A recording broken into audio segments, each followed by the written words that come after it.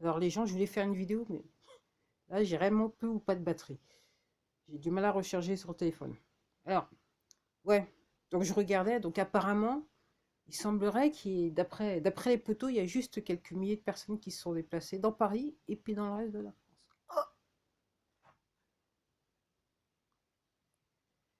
Puis apparemment, il y a des vidéos qui tournent sur Amnesty International et machin, droits de l'homme et compagnie. Alors apparemment, France, pays des droits de l'homme. Pas Amnesty International, hein, un truc à poteau encore sûrement, qui dit que ah ouais, mais là, la police ne respecte pas les droits des citoyens français, tout ça, détention illégale, usage abusif de gaz lacrymogène. Oh, France, pays des droits de l'homme. Mais comment ça va se finir tout ça? Alors je crois comprendre que du côté de... Comment ça s'appelle encore? Sainte-Soline, un truc comme ça.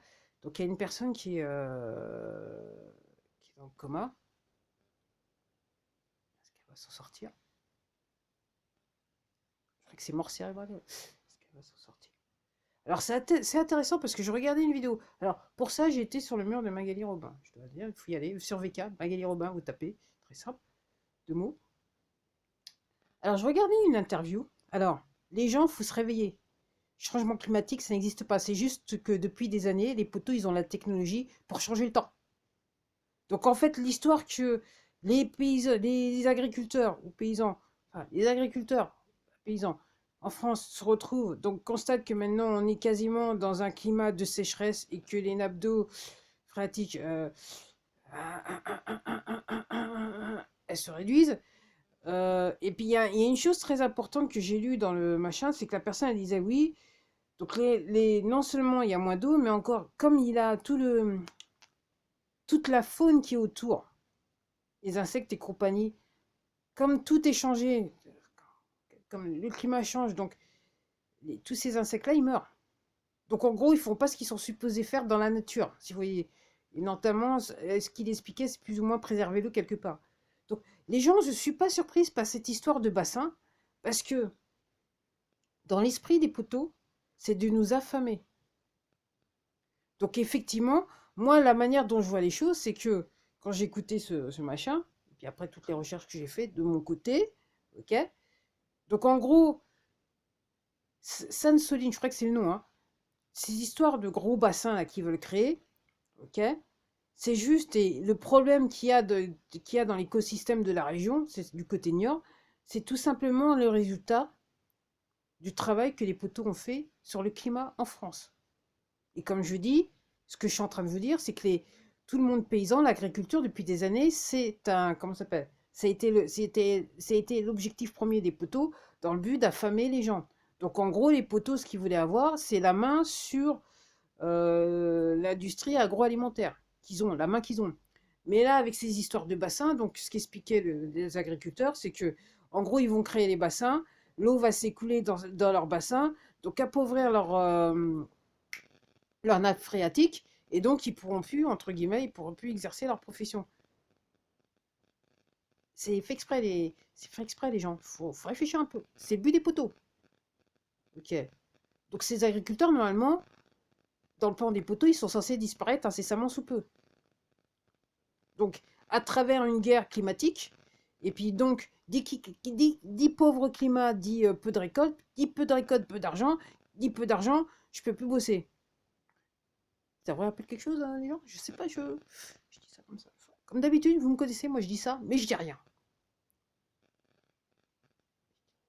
Du reste, ça fait amuser, ça fait rigoler les trolls. Ça fait rigoler les trolls. Et du reste, j'ai remarqué aussi donc j'avais des likes qui disparaissaient. Et surtout, il y a un truc que, alors, il y a un truc dont j'avais déjà parlé dans d'autres vidéos. Donc en gros, normalement, officiellement, à cause du bidon, aux États-Unis, normalement, la fonction je n'aime pas n'existe plus. Mais il y a toujours le pouce en bas.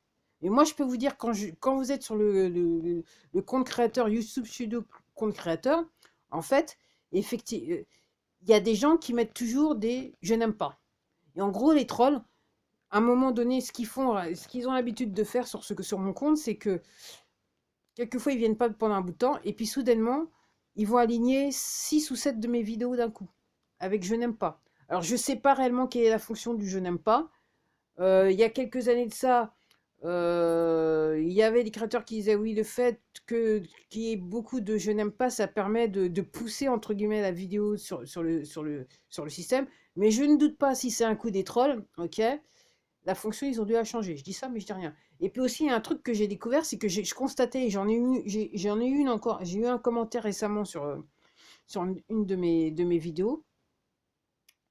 Euh, j'avais des commentaires, mais je pouvais pas les voir. Il y avait bien marqué dans le truc studio, je voyais bien qu'il y avait quelqu'un qui avait laissé un commentaire, mais je ne pouvais pas les voir. Et curieusement, quand tous les commentaires du fameux troll qui s'appelle Stochastic ont disparu, STOKSTIK, euh, eh ben, les commentaires fantômes ont disparu de mon compte, de ma chaîne. Alors les gens, voilà ce que c'est qu'un troll.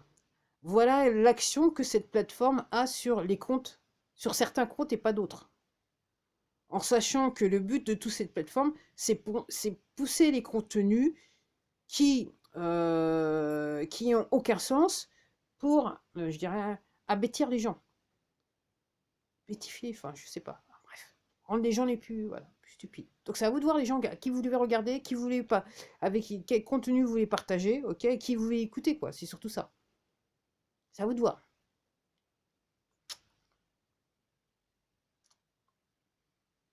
Voilà. Donc oui. Alors aussi parce que quand j'ai lu ça, j'ai rigolé quand même. Honnêtement, je suis éclaté de rire en ce moment. Je rigole toute seule. J'entends les trucs, c'est tellement pépi caca et c'est tellement évident que.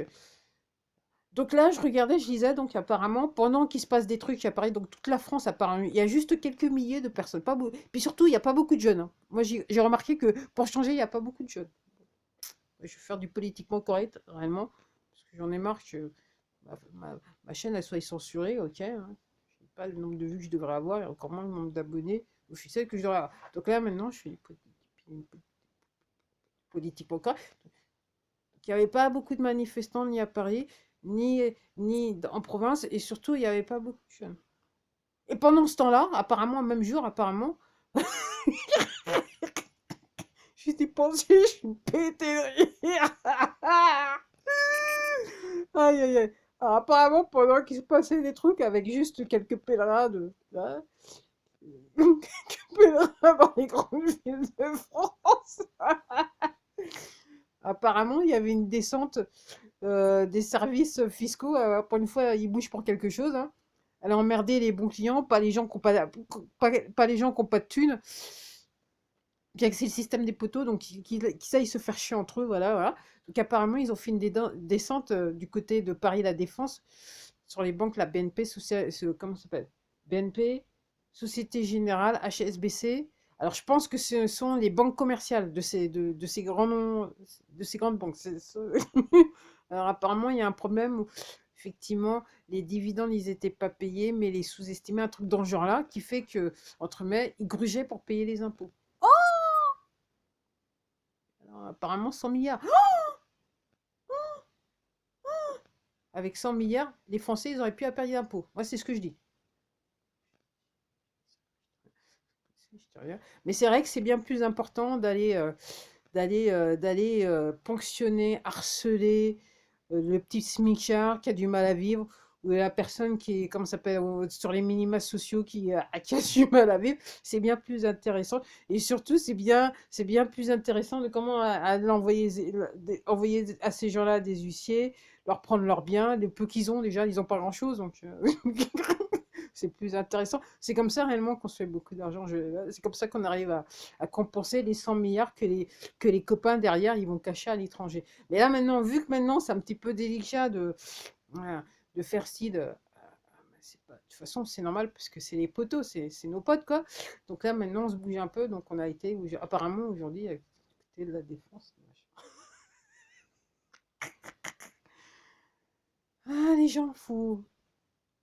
Alors moi, je me dis, qu'est-ce qui va arriver après? Parce que j'ai regardé les images donc sur la chaîne Civicio. Et je me disais, mais que fait l'armée, quoi? Parce que là, encore une fois, les gens, on n'est plus sur du code. Je répétais, on n'est plus sur du droit pénal, on est sur des crimes de guerre, crimes contre l'humanité. Moi, ce qui me concerne avec les gaz lacrymogènes, le mec là de Sivisio, il pense il y a eu plus de 100, il a compté plus de 160 fois où ils ont jeté des gaz lacrymogènes, je crois bien. Regardez sa vidéo, il le dit à un moment, vous allez comprendre. Là, les gens fous. Donc je me dis, quand est-ce que ça se termine? Alors, au moment où je vous parle, là, il y a encore un avion qui passe sous ma tête. Sur ma tête.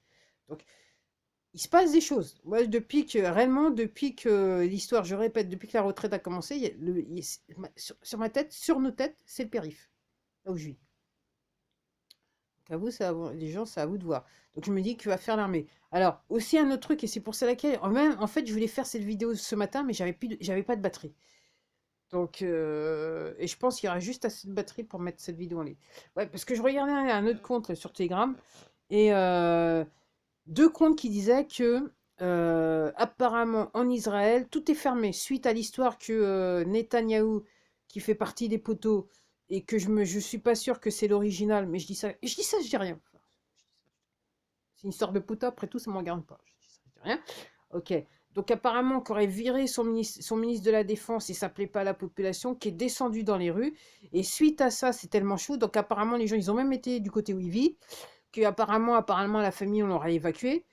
Et que dans l'histoire, donc ils ont décidé, ils ont tout fermé. Ils ont bloqué tout le pays. C'est-à-dire que du coup, ils ont fermé les universités, les banques, tous les hôpitaux, tout est fermé. Tout est fermé. Donc pourquoi je vous dis ça? Pourquoi je vous dis ça? C'est que incessamment sous peu, c'est ce qui va nous arriver en France, hein. Les gens, il faut, voilà, penser, incessamment sous peu, c'est ce qui va nous arriver en France. Alors quand je dis sous peu, à la limite, j'aimerais bien que ça soit demain, mais bon.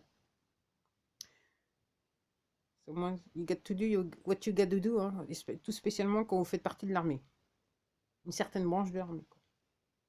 Parce qu'après, il y a une autre branche, c'est comme, ils sont pourris, ils sont pourris jusqu'à la moelle, ils font partie des poteaux. Bon.